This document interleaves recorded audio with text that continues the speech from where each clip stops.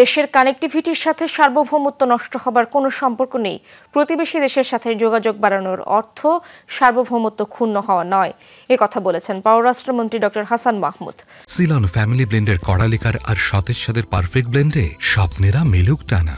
দুপুরে জাতীয় প্রেস ক্লাবে ভারসাম্যের পররাষ্ট্রনীতি ও দেশের অভাবনীয় উন্নয়ন শীর্ষক সেমিনারে যোগ দেন তিনি।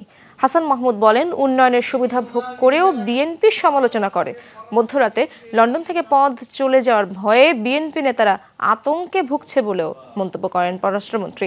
বলেন, বিএনপির জনগণকে বিভ্রান্ত করার চেষ্টা সফল হয়নি। পেনশন কোটা ইস্যু সহ বিভিন্ন আন্দোলনে যুক্ত হয়ে রাজনীতিতে পরজীবী হয়ে গেছে দলটি। আমরা রিজিওনাল কানেক্টিভিটির কথা বলছি, এতে করে বাংলাদেশ উপকৃত হবে, এই অঞ্চলের মানুষ উপকৃত হবে। সবার সাথে বন্ধুত্ব বজায় রেখে সামনের দিকে এগিয়ে যাওয়া এটি সহজ কাজ নয়, কিন্তু এই দুরূহ কাজটি মাননীয় প্রধানমন্ত্রী গত 15 বছর ধরে করে এসেছেন।